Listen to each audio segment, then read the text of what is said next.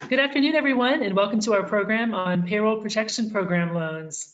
I'm Kathleen Lane, Executive Director of AIA Baltimore. We are pleased to offer this webinar as part of a new series with our Practice Management Committee and Allied Professionals Committee in response to COVID-19 issues, and to offer timely business and practice resources for firms of all types and sizes. We are also grateful to the AIA Baltimore Allied member company Katz Abosch for sharing expertise on the Payroll Protection Program loans for today's webinar, and it's my pleasure to introduce our presenters. Michael Gentry is a director with Katz Abosch. He has provided accounting and tax services to engineering, architectural, and construction firms for more than 15 years. A dedicated professional, Mike holds the prestigious distinction of Certified Construction Industry Financial Professional, a certification by less than 50 professionals in Maryland and less than 1,000 professionals in the United States. He is also a CCA, Certified Construction Auditor. This nationally recognized certification is sponsored by the National Association of Construction Auditors. By applying his knowledge of the latest trends and changes in the industry, he helps clients achieve their financial and personal goals. Fred Landy is a consultant with Katz Abosch with over 20 years experience in executive management of mid-sized companies. He provides financial and strategic advisory services to a broad cross-section of businesses and individuals. Fred has been working and researching nonstop on the stimulus programs in the Payroll Protection Program to help clients understand how to navigate through this unprecedented time. Sarah Lands is Katz Abosch's marketing manager. With 15 years of experience in this role, Sarah acts as a liaison to ensure the seamless coordination of communication for the many unique services Katz Abosch offers to its individual and business clients. Additionally, Sarah's wealth of knowledge of the firm allows her to provide excellent service to assist in all aspects of educating the business community around financial planning and strategies to meet their needs. Today, Sarah will be managing the slides for the presenters and helping to facilitate the question portion of our presentation at the end. For this, please be sure to add your questions to the question section of the control panel. This session is also being recorded, and the recording and presentation slides will be shared with all participants. With that, I'd like to turn the program over to Mike Gentry from Katz Abosch. Thanks, Kathleen, and welcome everybody. Thanks for joining us this afternoon. So Kathleen asked us to put this together a couple weeks ago, and we agreed to do it. And we decided that we would focus on doing what happens after you get your Payroll Protection Program loan, and assuming that you're now at some point in time in your 8-week period and you're looking to fill out your forgiveness application when that time comes. So that's what this is going to focus on. Sarah, if you go to the next slide. So just want to give a quick overview of where the program is right now. In round one, there was originally $349 billion that was allocated. That money went up really quick. There's nothing remaining from the first round. And then Congress allocated a second round at $310 billion. And of that, there's about $124 billion remaining. That's as of last Saturday. So if you haven't applied for a loan and you were thinking you wanted to, it's still not too late. You just need to get in touch with your bank. And also, just one of the themes I want to keep in mind here with the Payroll Protection Program, it was designed to prevent people from going on unemployment. We've had a lot of feedback from clients and others we've talked to that I've got this money, but I don't have any work for my people. Do I have to bring them back? And the answer is yes, bring them back. Even if they're not working, you should be paying them, because that's the whole point of this loan. I'm going to turn the next part over to Fred, and he's going to go through the application itself. And I want to say one thing about Fred here. He's got a lot of professional designations, but he's got a new one in the office he's probably not aware of, and it's PPPS for Payroll Protection Program Specialist. It's a temporary designation, but he definitely wears that badge right now. So go ahead, Fred. All right. Thank you very much, Mike. So the next slide is page 1 of the SBA Form 3508, which is the Paycheck Protection Program Loan Forgiveness Application. You've probably all seen it. It's an 11-page document, and we're going to go through the whole thing page by page. If you have not read pages 1 and 2, you should read them carefully, familiarize yourself with the application. We're going to skip page 2 because it's more instructions.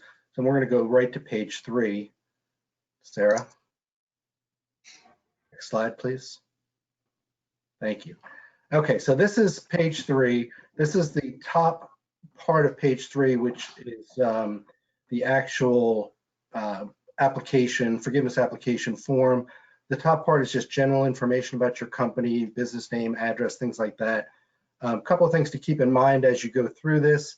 It asks for number of employees. It's looking for total number of employees, both full and part-time, not FTEs. FTEs comes into play later.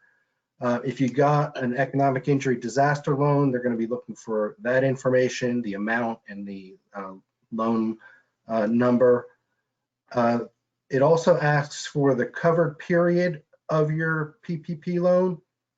The covered period starts on the day you receive the funds and runs for 56 days.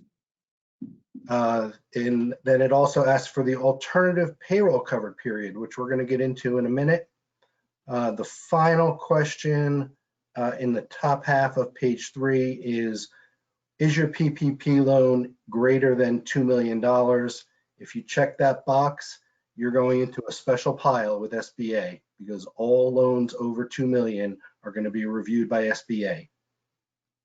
Next slide, please, Sarah.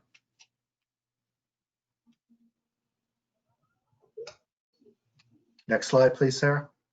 Thank you. So the covered period we mentioned is the 8-week period that begins the day you get your loan.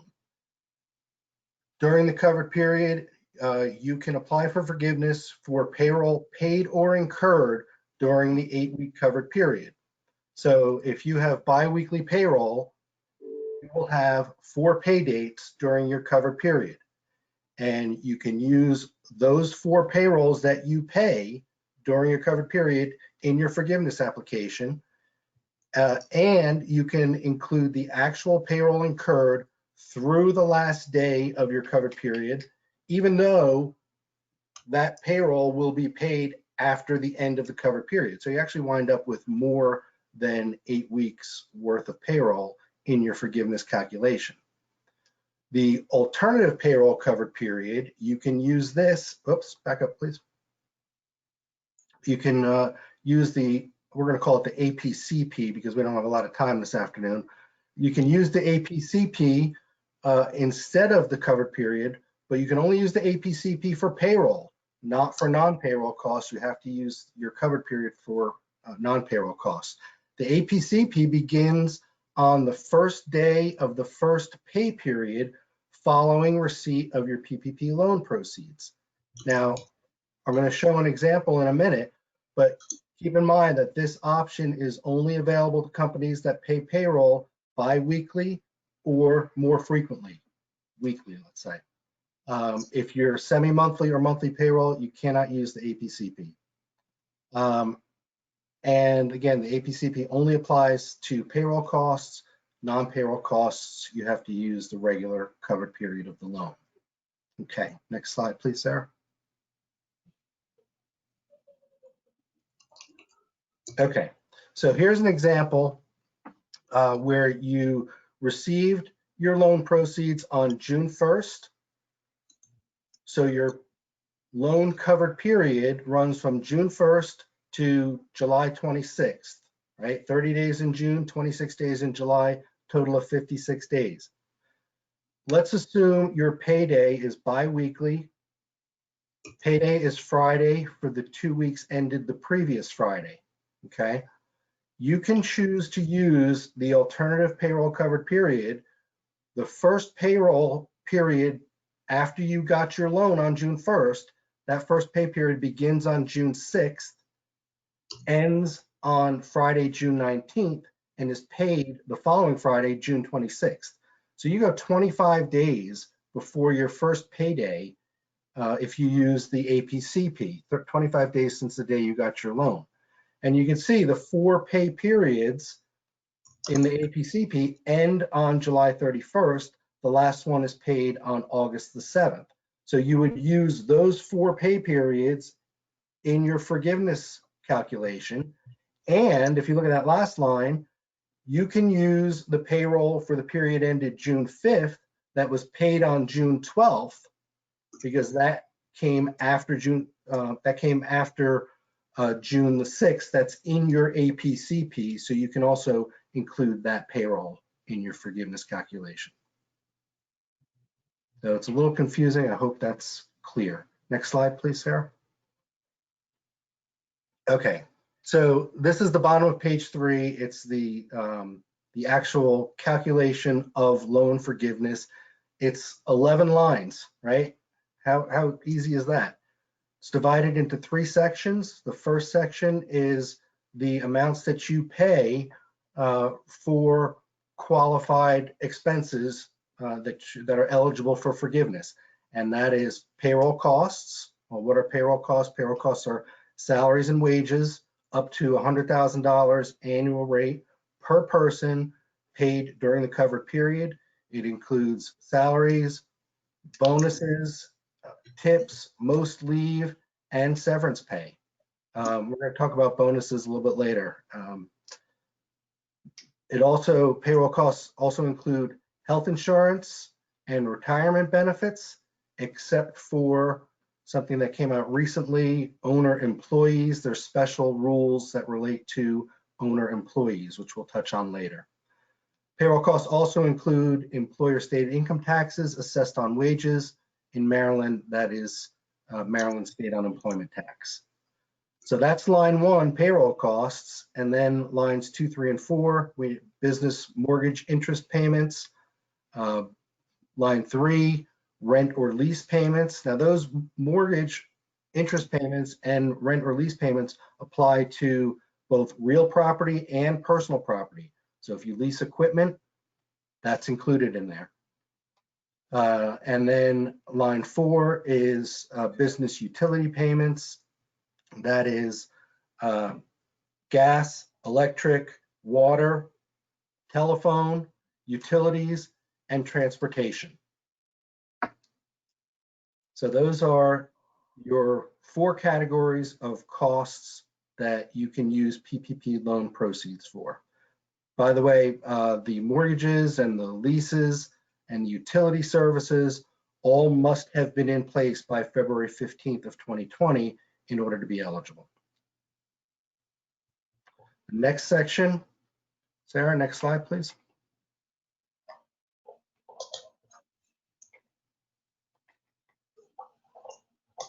So we're still on page 3, the loan forgiveness calculation. This middle section, lines 5 through 7, is where you compute any reduction in forgiveness as a result of reducing salary or hourly wages or reducing your FTE count. And those numbers come from PPP Schedule A. So this forgiveness application is really divided into 3 sections. There's the loan forgiveness calculation, that's this page that we're on, and then these numbers come from Schedule A, which we're going to get to, and the numbers on Schedule A come from the Schedule A worksheet, which we're also going to look at. Next slide, Sarah. So in the 3rd section, this is after you've calculated your payroll costs and your non-payroll costs that are eligible for forgiveness, and your reduction in the amount eligible for forgiveness resulting from reducing salaries and FTEs. Now you're going to say, if I figure out what is my forgiveness amount, and that's the amount on line 11. The amount of line 11 comes from the smallest of lines 8, 9, and 10. This section is pretty easy. Most of the work is in lines 1 through 7. So line 8 is a simple calculation of line 6 times your FTE reduction percentage. Line 9, even easier, that's your PPP loan amount. And line 10 is your payroll cost requirement, which is line 1, your payroll costs, divided by 75%. So the smallest number from line 8, 9, or 10, that's your forgiveness amount that goes on line 11. And we're going to look at an example now. Next, Sarah, please.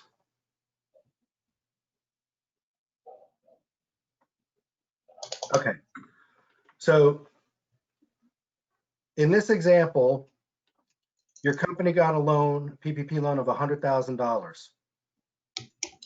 During the 8-week covered period, you paid payroll costs of $60,000 and rent and utilities combined of $20,000. So you spent $80,000. So right there, you know that's the most you can possibly get forgiven is $80,000 out of 100. For the sake of this example, we assumed lines 5 and 7 reductions because of salary reductions or FTEs. We're going to assume there was no reductions for those purposes. So line 6 times line 7 is your modified total of eligible costs paid. That's $80,000. So you compare that to your PPP loan amount of 100. 80 is less than 100. We know the most you have a chance of getting forgiven is 80,000.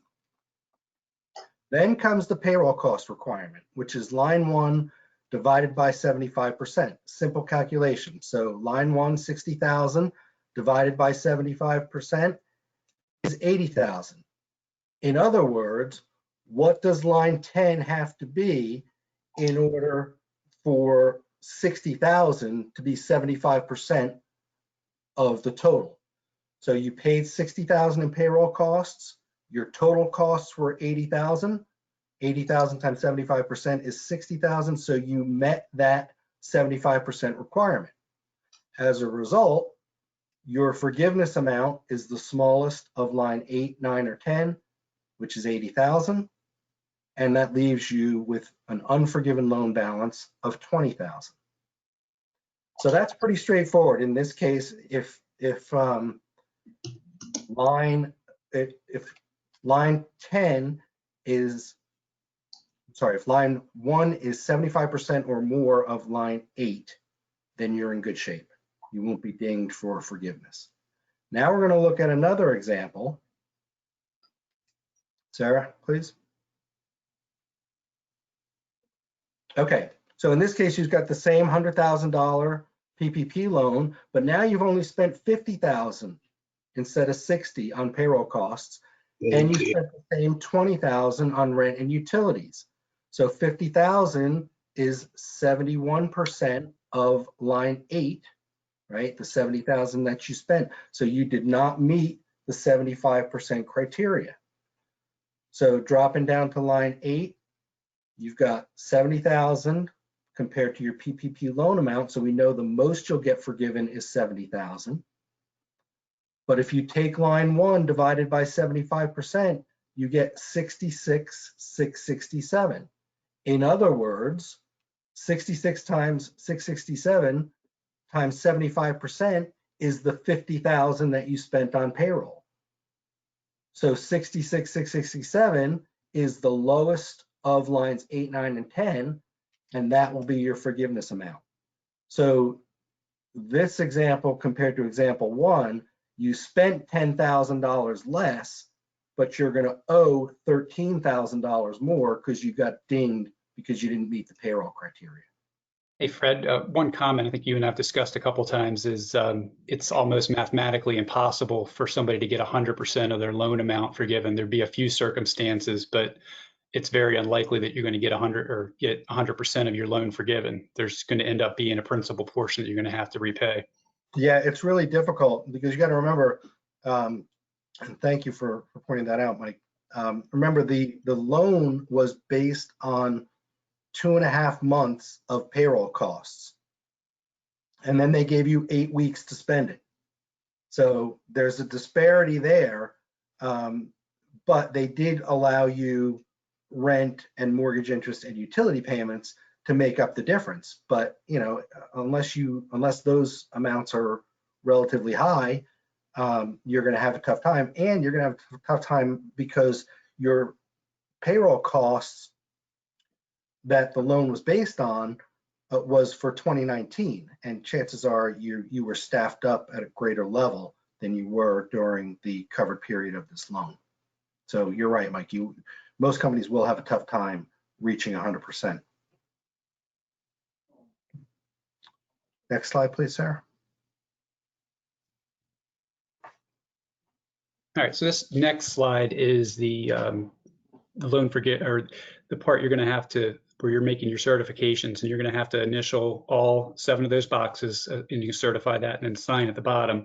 And it's, you know, it's the borrower's authorized representative that's signing it, not necessarily the borrower. But we're not going to go through this section in detail because we kind of summarized what it is on the next slide, what you're actually certifying. So Sarah, if you can go on to the next slide, please.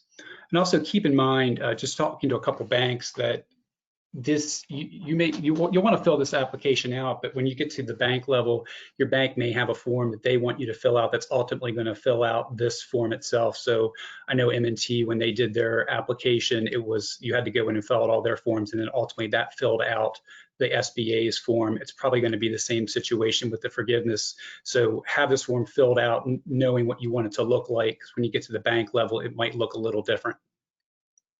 So what are you going to certify? Well, you're going to certify the amount which forgiveness is requested, that it was used to pay eligible cost only, that it includes all your applicable salaries and wage FTE reductions. Non-payroll costs are not going to exceed 25% of the amount requested. You're not going to exceed 8 weeks of 2019 compensation for any owner employee, and those are capped at $15,385. There's your understanding of the civil criminal fraud charges that could apply if the funds were knowingly used for unauthorized purposes. You verify the accuracy of all the costs for which forgiveness is requested, and you're submitted all required documentation with forgiveness application. You understand that if you knowingly lie to obtain PPP forgiveness, you can be in big trouble, and this is big trouble because it's 30 years in prison and up to $1 million fine. The tax documents that you're submitting to the lender are those that have been or will be filed, and you understand that the lender may share them with the SBA. And you also understand the SBA may come back and ask for additional requests. I would say, and we're recommending this to all our clients, if you're uncomfortable with any of these certifications, or if you want further clarification on the legal meaning, that you consult with your corporate attorney. That would be money well spent. Next slide, please, Sarah.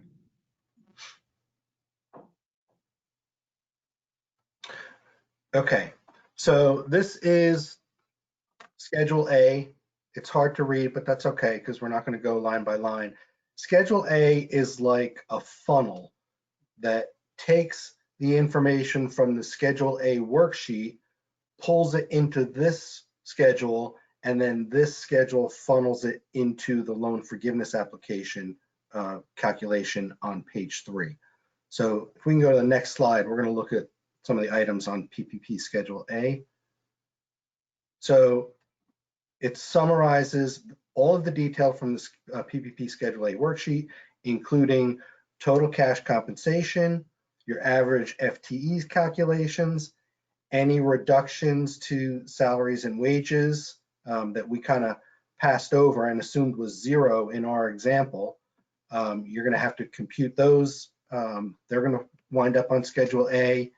And then your amounts paid for health insurance, retirement plans, state and local income taxes that you included in your payroll costs on page 3. And then your FTE reduction calculation during the covered period or APCP versus your chosen reference period. So there is a calculation that we're going to get into in a bit, where you compare the number of FTEs during your covered period of your loan versus your chosen reference period, which is either January 1st, 2020 to February 29th, 2020, or February 15th, 2019 to June 30th, 2019, whichever is more to your benefit. And if there is a reduction, then you may have a reduction in loan forgiveness. Next slide, Sarah. Oops. Did we jump there? Oh, okay. So then this is from pages 7 and 8 of the form. This is the salary/hourly wage reduction calculation which doesn't look too bad if you only had one employee in your company, but you're gonna have to do this calculation for every employee. As a result, you would be do best to put it in Excel. We're gonna refer you to an Excel workbook, a link to a workbook that will help you with all of these calculations, accumulating all the costs, helping you through these calculations that will ultimately compute your loan forgiveness amount. Next slide, please, Sarah. Okay, so this is page 9. This is the Schedule A worksheet, and this is where most of the work comes in. It doesn't look bad, but again, you're going to be doing this in an Excel spreadsheet more than likely, because you're going to have to do these calculations for every employee during the covered period of your loan. And we're going to look at, there's a table 1 and a table 2, and we're going to look at them in a little more detail on the next slides. Sarah, please. Okay, so this is Schedule A worksheet table 1. And in this table, you're going to list, actually in both tables, they only apply to employees that were employed by the borrower whose principal place of residence is in the United States. Okay, so that's rule number 1. But in table 1, the employees that belong in this table are everyone who received pay at a rate of equal to less than $100,000 per year for all pay periods in 2019, or who were not employed by the borrower at any point in 2019. Now remember, this table is capturing the payroll paid during the covered period or the APCP. So it's 2020 information, but you're looking back and saying, okay, were these people employed in 2019? If they were not, then they go on here. If they were, then you have to look at, were they compensated in 2019 at the $100,000 rate or less for all pay periods in 2019? So if you're biweekly payroll, that number is $3,846 per biweekly pay period. So if they were paid at $3,846 per pay period or less for every pay period in 2019, they go in this table. And you'll see at the bottom, oops, sorry, there's the FTE reduction exceptions, which Mike is going to cover in a couple minutes. Okay, sorry, Sarah, go ahead. Back up 1, Sarah. Yep. Yeah, thank you. Okay, so how do you calculate your full-time equivalents? So there's two different methods. You have your actual method or your simplified method. So everything's based on a 40-hour week. So if you have somebody that works 40 hours a week, you take their hours, 40 divided by 40, that's 1 full-time equivalent. If you have somebody that works 80 hours a week, which some companies might, that's 80 over 40, which is 2, which accountants would say, no, it's 1, because it's still 1 in this case. If you have somebody that's less, like let's say somebody works 35 hours, it's 35 over 40, that's going to be rounded up to 0.9, so it would only be 0.9 of full-time equivalents. So point is, you can have somebody that's less than 1, but somebody cannot be more than 1 full-time equivalent, and you're going to have to calculate full-time equivalency on every employee. Now, the easy thing to do here is if you have all full-time employees, let's say you have 10 full-time employees, then you have 10 full-time equivalents. But if you have 15 employees and 10 of them are full-time and 5 are part-time, then you just need to calculate the full-time equivalency for the part-time employees and add that to your full-time employees. Then there's also the simplified method, and you're going to want to do both of these and compare them. The simplified method is for all employees that work 40 hours, they each get 1. So 10 employees would be 10 full-time equivalents. And then if for those that work less than 40 hours, they're a half. So that's the easy way to do it. But again, you're going to have to do this for every employee. And I think we're going to look and see in a slide coming up in a little bit, you've got to do this like 6 different times. Is that right, Fred? Yes. For 6 different time periods. Yep. It's maddening. to me anyway. Next slide, please, Sarah.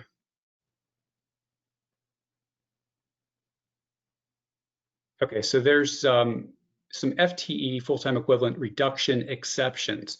So after you've calculated your full-time equivalents, you can look and throw out employees who, if you let somebody go and then you tried to return them to work and they rejected your good faith written offer, you don't have to include them. That's not going to ding you. If you fired somebody for calls, you don't have to include them in the calculation. Somebody voluntarily quit or voluntarily requested and received a reduction in hours. So all those can go out. However, if you replace any of these people, you can't add them back on the other side either. So you can't double count them. But the important thing to remember here is you need to document very well that you offered somebody their position back and they turned you down, or document any good employment practices. Make sure you have good documentation on firing people for cause. Next slide, Sarah. Okay, so we already looked at the Schedule A worksheet table 1. Now this is table 2. Remember, in table 1, we listed everybody who was compensated, that was employed in 2019, that was compensated at that $100,000 rate or less for every pay period in 2019 that they worked. Table 2, again, the overriding rule is they have to have their principal place of residence in the United States. But for table 2, these are people who received compensation from the borrower at an annualized rate of more than $100,000 for any pay period in 2019. Now, our interpretation of this is if you have somebody who has an annual salary of $70,000 for 2019 and they worked all 12 months, but at Christmas you gave them a $10,000 bonus.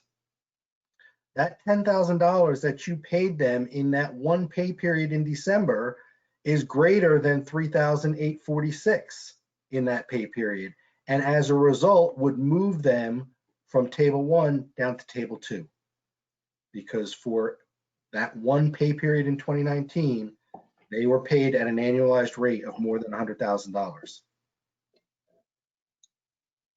So that's who belongs down here in table 2.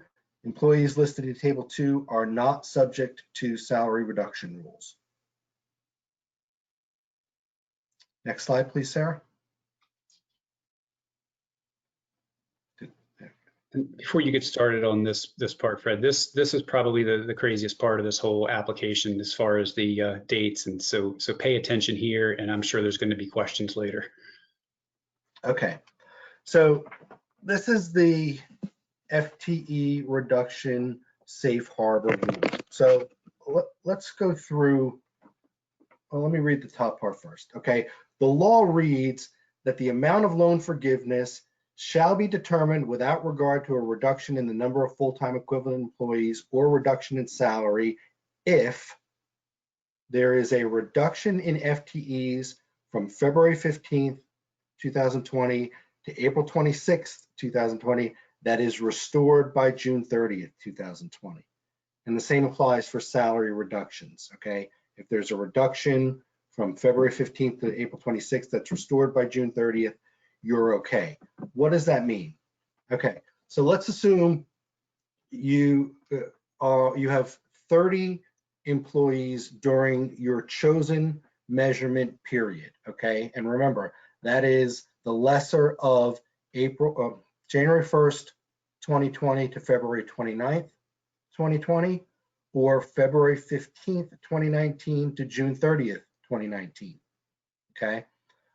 Let's say the lesser of those two is 30 FTEs. Then you measure the number of FTEs in the covered period of your loan. Let's say it's 27. So you have a reduction of 3 out of 30, that's 10%. So you're looking at a 10% reduction in your forgiveness amount because of the reduction in FTEs.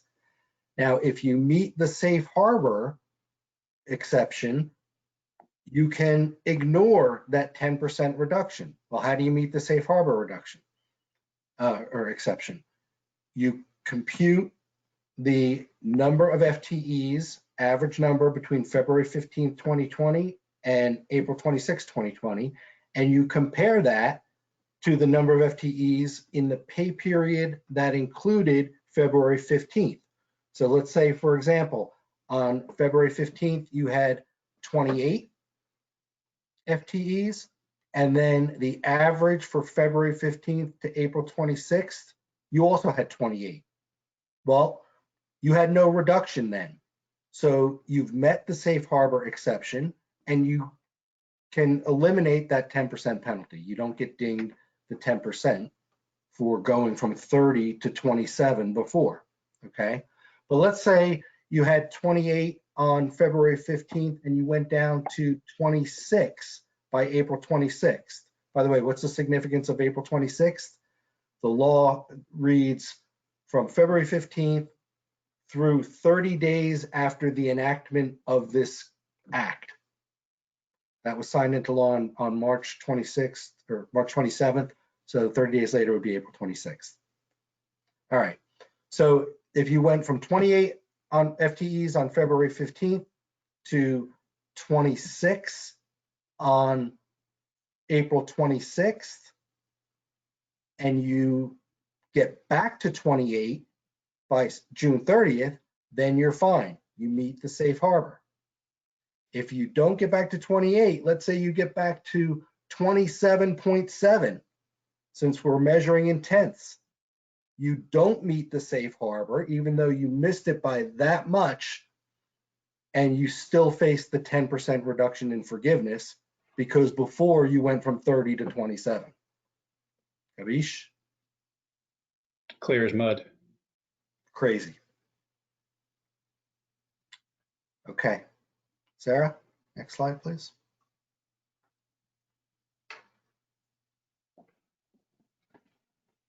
Okay, so there's also another test that you've got to make sure that you don't reduce anyone's salary by 25% or more. So you're going to go through the same calculations that Fred just talked about with the FTEs and the same dates, but at this time you're going to use Q1, and you've got to look at each employee and make sure you didn't reduce their salary by 25%. So here's another schedule you're going to have to keep and maintain. Now, if you didn't do any salary reductions, you don't really have to worry about this, or if they were less than 25%, you don't have to worry about it. But keep in mind, this is just another record you're going to have to keep.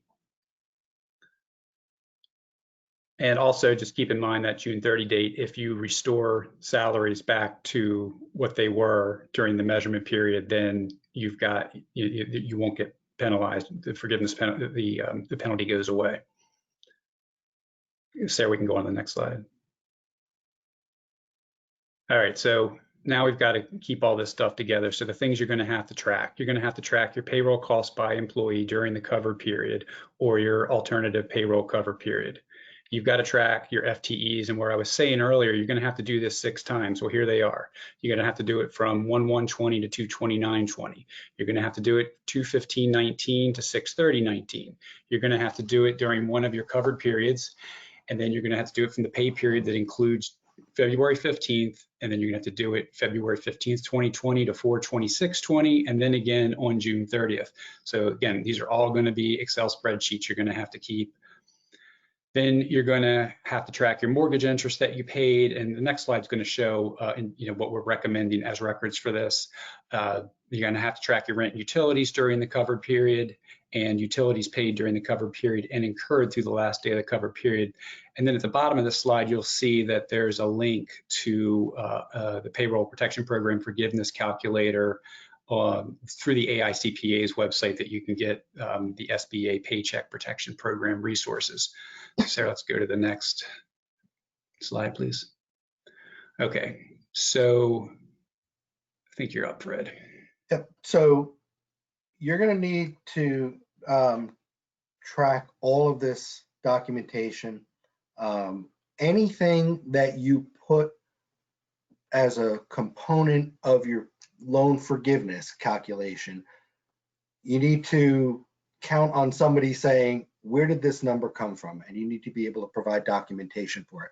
Now, you may not have to submit every piece of paper with your application, but you have to be prepared to defend anything. You have to have this stuff on file, because if your bank asks for it or if SBA asks for it, you need to be able to turn it over and say, here's where I got that from. Okay.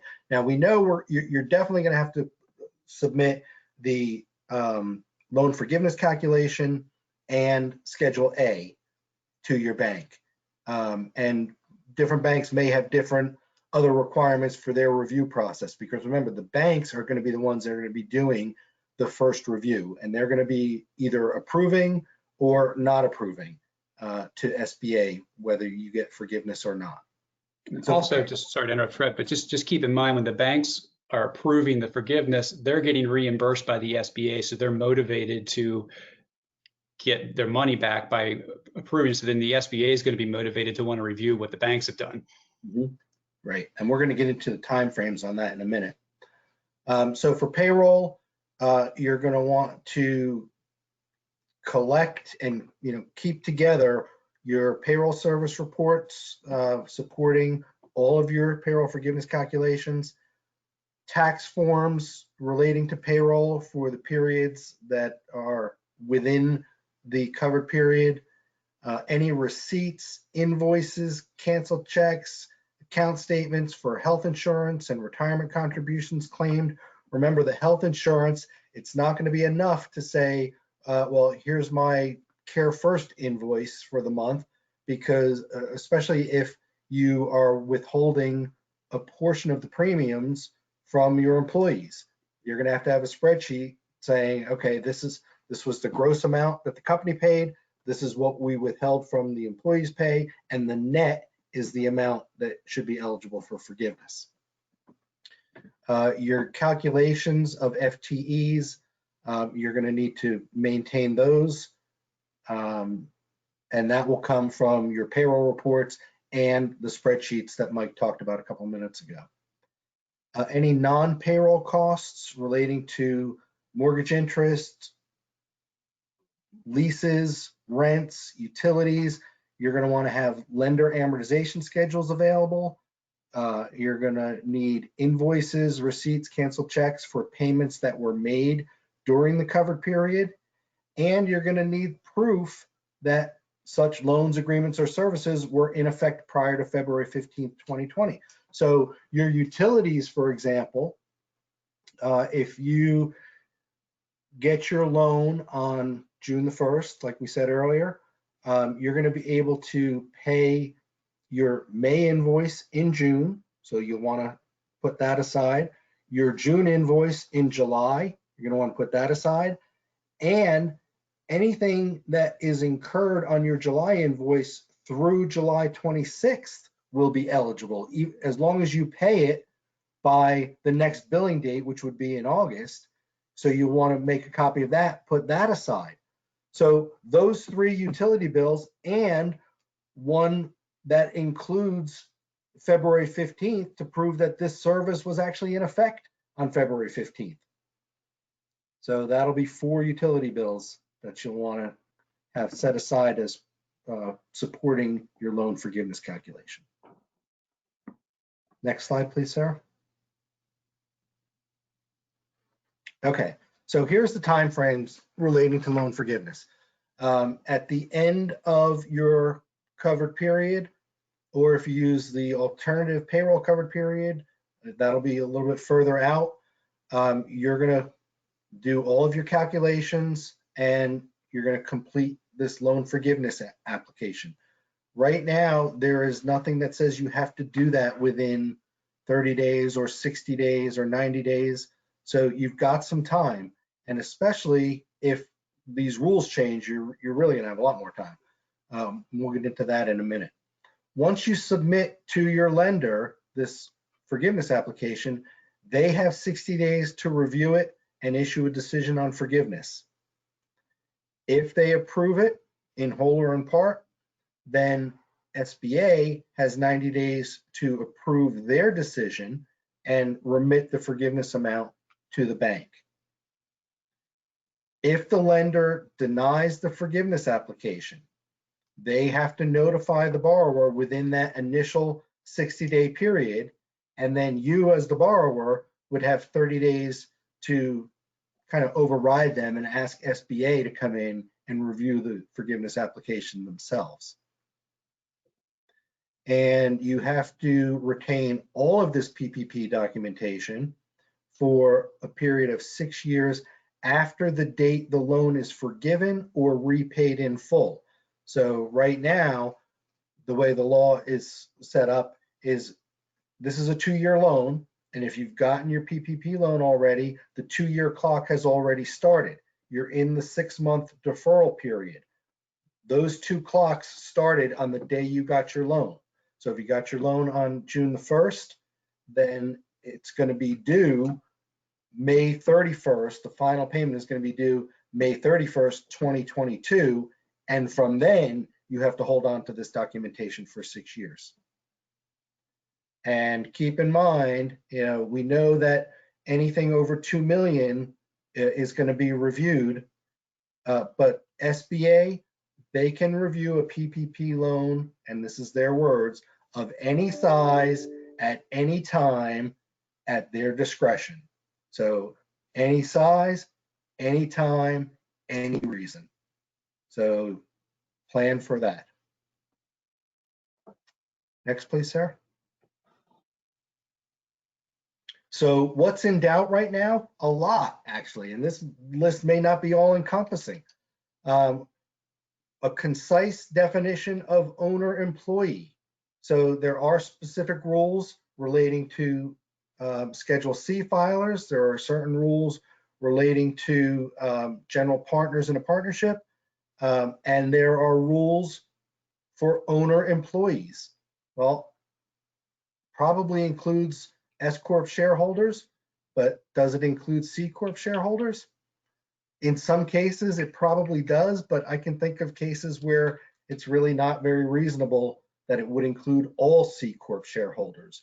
What if you work for a public company that, and you make slightly over $100,000 a year and you own a share of their stock? Are you then an owner-employee? That really doesn't make sense to me, but it's not clear. We mentioned transportation and utilities costs that are eligible for forgiveness. We don't know what that means because it's not defined anywhere. There is one reference to it in the guidance that came out back in the interim final rule issued on April the 14th, where it gives an example of a Schedule C filer that can include gas used in their business vehicle as transportation costs. That is the only reference to transportation costs that I have been able to find. So hopefully we get some guidance on that. Can you get more than 2 months payroll, rent, and utilities forgiven? Well, in the examples that we gave for payroll, that you can not only use the 4 weeks in your covered period, but what you paid in the 4 weeks, right? Even if it was incurred prior to the beginning of the covered period, then the answer to that is yes for payroll. Same with the utilities example that I gave. You can pay, if you get your loan on June the 1st, you can pay your May utility bill, your June utility bill, and what was incurred through July 26th.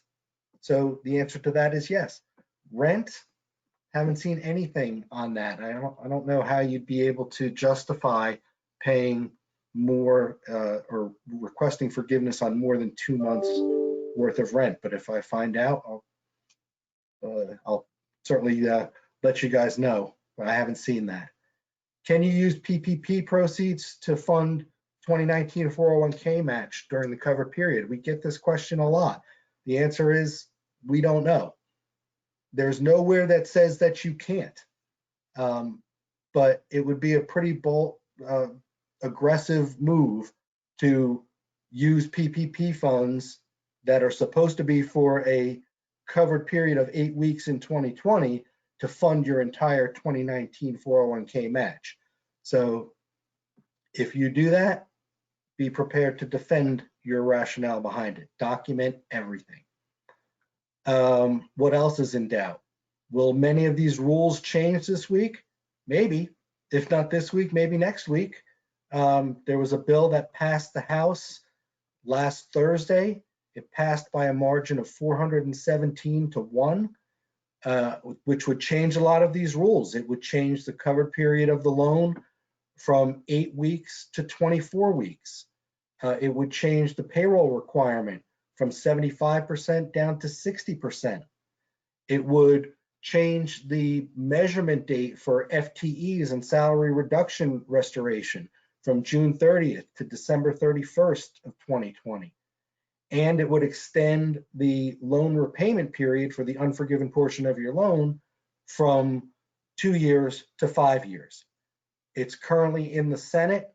We were hoping they would pick it up and vote on it this week. They have not done so yet. So we're keeping an eye on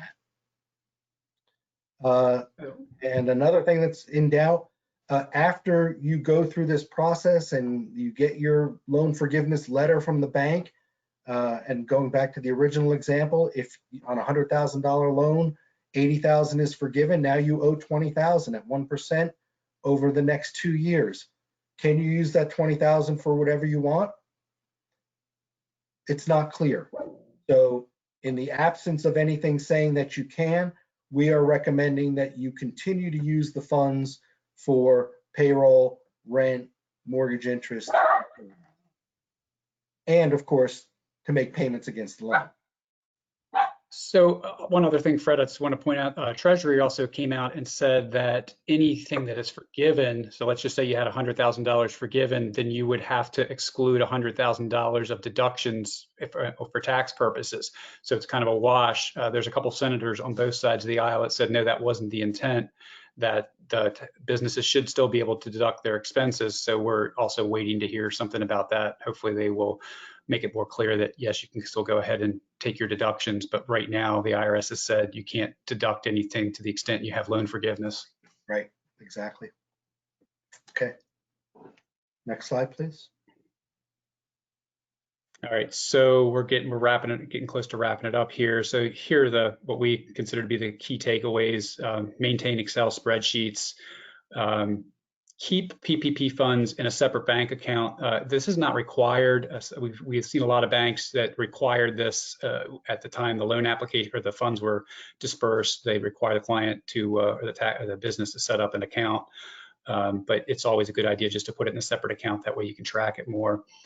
Make sure that your spreadsheets that you're using tie to the running balance in this account. Go ahead and get your FTE calculations done now. You've got time before your 8-week period runs out, and there's a lot of calculations that have to be done right now, so there's no need to procrastinate on that. Fred said earlier, you've got to keep files, and you're going to have to keep them for a while. Keep them electronically so they're not taking up room in your office. Assume you're going to be reviewed by the SBA and be prepared to defend everything. Document all your PPP related actions. You should have board minutes. You should have reasons why you came up with those decisions, memos, projections, basically anything supporting your position. And just remember that this is all based on your good faith and reasonableness. So Sarah, I think we have next slide, please. So resources that we've put together, and again, you'll when you get the slides, you'll be able to click on these, but just resources we've been using and recommend you can go to answer questions, get tools and things like that. I'm not going to go through each one of those. Go ahead, Sarah. Okay, so actually we did that pretty good, just under an hour, so we wanted to leave at least a half hour for questions, and hopefully we have some. Mike and Fred, thank you so much for this really valuable info. Really, I got to great. be honest, you got to thank Fred for this. I mean, this is the Fred show. Total team effort. Mike and Sarah, thank you very much for everything. And Sarah, are we ready for questions from attendees? We do have some questions. A couple of people asked, how does this all apply to self-employed or sole practitioner? So I'm assuming you've got the loan already. So for a sole proprietor, your PPP loan is based on 2.5/12 of your 2019 Schedule C line 31 amount, right? Your net profit from self-employment. So again, this goes back to the conundrum that Mike spoke about earlier, right? You got 2.5/12, but your forgiveness is, at least for your owner replacement payroll, is only going to be 8/52 of that amount. So let's say, and you were capped at the $100,000 annual rate. So let's say your Schedule C line 31 was over $100,000. So you got a loan of 2.5/12 of that, or $20,833. But your forgiveness is going to be limited to 8/52 of that amount, which is $15,385. So you've got about a $5,000 gap in there. And so how do you get that forgiven? Well, if you have mortgage interest, leased equipment, rent, utilities, you can use it for that. But if you're a Schedule C and you work out of your house and maybe you have a small home office deduction, you're going to be hard pressed to reach that whole $20,000, be able to spend the whole $20,000 on uneligible costs. And so then you're going to wind up with a $5,000 or less loan at 1% for 2 years, which is not the worst thing in the world. Great. Here's another question. If our loan period ends on 6/21, would we still have to use the 6/30 date to calculate the FTEs? Yeah, that's a really good question. You would have to use the 6/30 date. And, the conundrum is some people still haven't even gotten their PPP loan, right? So, some people got their loan in early, or say mid-April, late April. And so their covered period is going to end before June 30th. But June 30th is the hard and fast measurement date for FTE restoration and salary restoration, no matter when you got your loan. Now, again, if this legislation goes through that extends it till December 31st, well, then you don't have to worry about June 30th. But then you've got the situation where, what if you did restore by June 30th? And, by December 31st, you've lost some people, then you have to scramble at December 31st to restore again. But yeah, June 30th is the rule right now. That's the date, no matter when you got your loan. Okay, thank you. If you have funds left from the original loan at the end of the 8 weeks, all other funds were used for payroll/rent costs, can you just pay that back that time? Yeah, you can make a payment you could make a payment now if you wanted to. If you determined you didn't need the funds, you can make a payment anytime you want. You just got to call your bank, and there's a form you fill out, put the amount on it, and they'll take care of the transfer for you. Great. One more. There is a rumor that loans under $150,000 would be all forgiven. Do you have any info on this? Who's spreading that rumor? Yeah, I haven't heard that one. I haven't heard that.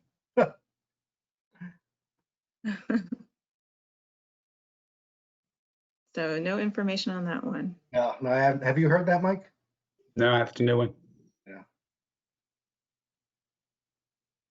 That was all the questions currently. If anybody else has a question, we'll give you a minute or two to type in under the question section. As we wait for a minute or two to see if there's any more, just a reminder, we will be sending this recording out to everyone who attended. If you would like the actual slides, please email me. On this slide, you can see my email address. It's slands@KatzAbosch.com. Also, copies of the slides and the recording are going to AIA as well. So if you can't get in touch with me, feel free to reach out to their team. Yeah, and Kathleen, depending on what changes happen in Congress, we'll probably have to, or we'll be happy to do a reconciliation to this presentation to the changes, just to keep people updated. Great, thank you. And that was the last question. Can you tell me the name of and the number of the bill that's currently in the Senate so they can keep an eye on it? Sure, it's HR 7010, and it's called the Paycheck Protection Program Flexibility Act. Great. I think that's about it. It doesn't seem like any more questions are coming in. Well, okay. Well, once again, thank you so much, Mike, Fred, and Sarah. Thanks to everyone who attended today. And please join us for our next program in this series, which will be held on June 16th at 8:30 a.m. on new technologies and tactics for construction administration during COVID-19 and beyond. Thanks, Kathleen. Thank you, Kathleen. Thank you, everyone. Stay safe, everyone. Bye. Bye-bye.